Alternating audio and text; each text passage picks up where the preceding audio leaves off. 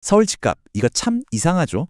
잡으려고 하면 할수록 오히려 더 꼬여버리고 좋은 의도로 만든 정책이 어째 문제를 더 키우는 것만 같습니다. 오늘 이 기묘한 역설의 속을 한번 제대로 파헤쳐 보겠습니다. 자, 오늘 이야기는 이렇게 흘러갈 거예요. 먼저 이 규제라는 제 왜 역설을 낳는지, 그리고 그 때문에 누가 힘들어지는지를 살펴볼 겁니다.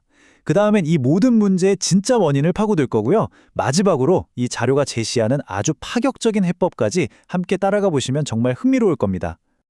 자, 그럼 첫 번째, 규제의 역설입니다. 정부가 부동산 시장을 잡겠다고 꺼내든 아주 강력한 카드가 있었죠. 바로 토지거래 허가구역이에요. 자, 정부가 이 카드를 딱 꺼내니까 와, 시장이 정말 그대로 얼어붙어 버렸습니다. 거래가 말 그대로 뚝 끊겨버린 거죠. 매물도 싹 사라지고요. 겉으로만 보면 와, 성공했네 싶었을 거예요. 근데 과연 문제가 정말 해결된 걸까요? 혹시 그냥 문제를 다른 곳으로 터뜨려버린 건 아닐까요? 바로 이 질문이 오늘 우리가 파고들어야 할 핵심입니다. 생각해보세요. 집을 사려던 사람들이 갑자기 집 안 사야지 할까요? 아니죠. 그 수요는 절대 사라지지 않아요. 매매 시장이 꽉 막히니까 그 어마어마한 압력이 어디로 가겠어요? 맞습니다. 바로 전월세 시장으로 그대로 쏠린 거죠. 그리고 그 끝에서 가장 힘없는 세입자들이 쥐어짜리기 시작한 겁니다. 매매가 막히니 전셋값은 그야말로 하늘 높은 줄 모르고 치솟았고 그 결과는 정말 참혹했어요. 멀쩡히 아파트에 살던 가족들 있잖아요. 이젠 전셋값을 감당 못해서 빌라로 밀려나게 된 거예요. 이게 그냥 이사 수준이 아니었던 거죠. 주차는 매일 전쟁이고 쓰레기 처리는 엉망이고 층간소음은 또 어떻고요. 삶의 질이 말 그대로 수직으로 뚝 떨어지는 강제 다운그레이드를 겪게 된 겁니다. 원문 자료에서도 이 부분을 아주 뼈아프게 지적하는데요.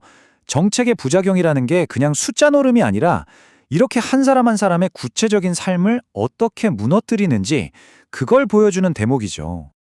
그런데 여기서부터 진짜 이상한 일이 벌어집니다. 이렇게 세입자들이 고통받고 있잖아요. 그럼 규제를 풀어달라고 해야 할 것 같은데 정반대 현상이 나타나요. 오히려 더 강력한 규제를 해달라는 목소리가 커지는 거죠. 정말 아이러니하죠. 바로 규제가 또 다른 규제를 부르는 이 악순환의 고리가 딱 맞물리기 시작하는 겁니다. 이 상황을 정말 기가 막히게 설명하는 비유가 하나 있어요. 규제 지역에 묶여서 고통받는 사람들의 심리가 아유, 나 좀 그만 때려요 이게 아니라는 거예요. 오히려 왜 나만 때려요? 저기 저 사람도 때려주세요. 이렇게 바뀐다는 거죠. 이 불공평하다는 감정이 문제 해결이 아니라 그냥 규제를 옆 동네로 퍼뜨려달라는 요구로 이어지는 겁니다. 참, 그렇죠. 자, 그럼 이 악순환의 고리가 어떻게 돌아가는지 한번 볼까요? 아주 간단해요. 첫째, 정부가 A 지역을 꽉 묶습니다. 그럼 어떻게 될까요? 둘째, 갈 곳 잃은 돈이 규제 없는 B 지역으로 확 몰리면서 집값이 폭등하죠. 이게 바로 그 유명한 풍선 효과잖아요. 셋째, 그럼 B 지역 사람들이 가만히 있겠어요? 왜 우리만 이러냐? 분노가 터져 나오고 결국 B 지역도 규제하라는 요구가 빗발칩니다. 넷째, 정부는 또 B를 묶죠. 이걸 계속 반복하다 보면 서울 전체가 거대한 규제 구역이 되어버려요. 그럼 마지막에는 어떻게 될까요? 이게 진짜 역설인데 모든 곳이 다 묶여 있으니 맨 처음 규제했던 그 핵심 지역이 다시 제일 좋아 보이는 거예요. 돌고 도는 거죠. 자, 그럼 여기까지 보면 뭔가 이상하죠? 계속 규제만 하고 있는데 문제가 해결이 안 되잖아요. 그래서 이 자료는 이제 시선을 완전히 다른 곳으로 돌립니다. 진짜 문제는 거래나 투기가 아니라는 거예요. 핵심은 바로 공급. 그냥 서울의 새 집이 절대적으로 너무나도 부족하다는 이 단순한 사실입니다. 지금 서울의 모습을 한번 그려보세요.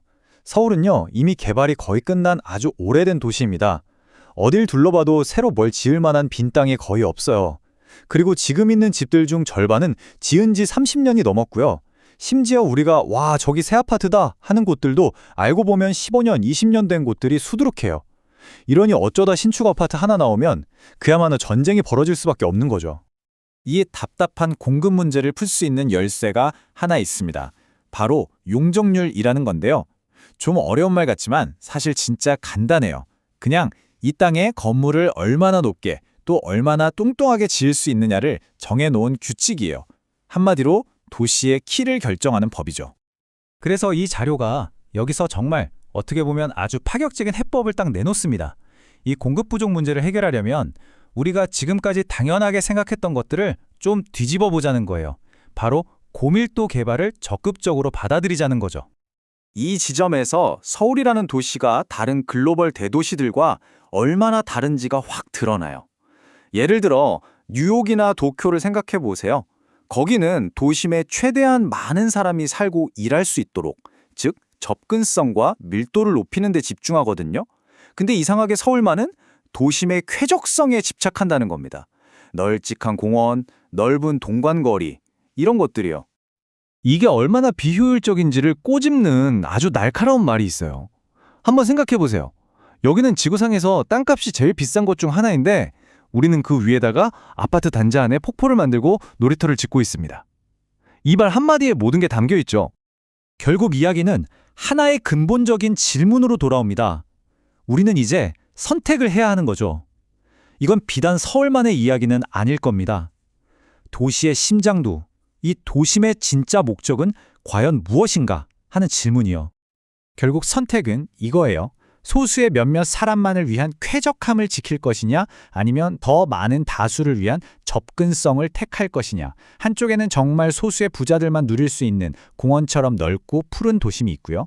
다른 한쪽에는 출퇴근도 편하고 더 많은 사람에게 기회를 주는 빽빽하지만 기능적인 도심이 있는 겁니다. 하나는 소수에게만 허락되고 다른 하나는 더 많은 사람들에게 문이 열리는 거죠. 그래서 오늘 여러분께 던지는 마지막 질문은 이겁니다. 우리 도시는 무엇을 최우선으로 삼아야 할까요? 소수만을 위한 쾌적한 삶인가요? 아니면 모두가 함께 누릴 수 있는 접근 가능한 삶인가요? 어쩌면 이 질문에 대한 우리의 대답이 앞으로 우리가 살아갈 도시의 모습을 결정하게 될 겁니다.